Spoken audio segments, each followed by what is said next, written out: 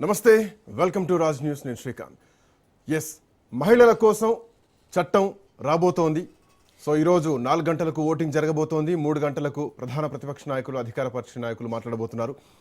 So ఈ 3 రోజులు భారతదేశం రాజకీయ ముఖ చిత్రం మారడానికి ఒక మైల్ స్టోన్ అనే చెప్పాలి. సో ఇంతకు ముందు ఒకలాగా, ఇక నుంచి ఒకలాగా అన్నటువంటి ఒక వ్యవస్థ, రాజకీయ వ్యవస్థ భారతదేశంలో రాబోతోంది. ఆమెకు సగం అన్నటువంటి మాటను నిజం చేస్తూ భారత ప్రభుత్వం ఒక గొప్ప నిర్ణయం తీసుకుంది. మహిళా రిజర్వేషన్ సీట్ల పునర్విభజనకు సంబంధించినటువంటి 3 సవరించిన బిల్లులపైన లోక్సభలో 2వ రోజు చర్చ కొనసాగుతోంది. నిన్న 13 గంటల పాటు చర్చ జరిగింది. ఇవాళ ఉదయం నుంచి కూడా చర్చ కొనసాగుతోంది. సో ఇట్లా నేపథ్యంలోనే మహిళలకు 33% రిజర్వేషన్ కల్పిస్తూ మహిళా రిజర్వేషన్ చట్టం 2023ను గురువారం రాత్రి, అంటే నిన్న రాత్రి ఆమోదం తెలిపింది సభ. నోటిఫికేషన్ ప్రకారం ఈ చట్టం ఏప్రిల్ 16, 2026 అంటే ఈ రోజు నుంచి అమల్లోకి రాబోతోంది. సో పార్లమెంట్ ప్రత్యేక సమావేశాలు ఒక దేశ రాజకీయ ముఖ చిత్రాన్ని మార్చబోతున్నాయని చెప్పడంలో ఎట్లాంటి సందేహం లేదు. ప్రస్తుతానికి అంటే పార్లమెంట్లో ప్రస్తుతం 3 బిల్లులు ఆమోదం పొందకపోయినా కూడా ప్రస్తుతం ఉన్నటువంటి 543 లోక్సభ స్థానాల్లో మహిళలకు 33% రిజర్వేషన్ లభిస్తుంది. అయితే 2024 జనాభా లెక్కల ఆధారంగా నియోజకవర్గాల పునర్విభజన జరిగిన తర్వాత 2034లో ఈ రిజర్వేషన్ అమలు చేయబడుతుంది.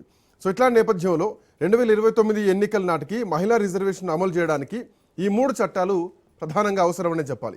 సో వీటికి సంబంధించి ఈరోజు సాయంత్రం 4 గంటలకు ఓటింగ్ జరగబోతోంది.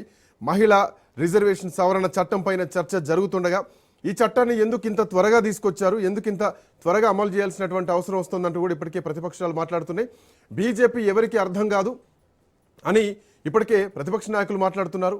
అటు శశి థరూర్ ఇందాక కూడా మాట్లాడడం జరిగింది. ఎస్, మహిళా రిజర్వేషన్ బిల్లును మేము స్వాగతిస్తున్నాం, కానీ డిలిమిటేషన్ సంబంధించి జేపీసీని ఏర్పాటు చేయాలి. సో జాయింట్ పార్లమెంటరీ కమిటీలో చర్చ జరిగిన తర్వాత పునర్విభజన, నియోజకవర్గాల పునర్విభజన జరగాలి అన్నటువంటి డిమాండ్ను ప్రతిపక్షాలు లేవనెత్తున్నాయి.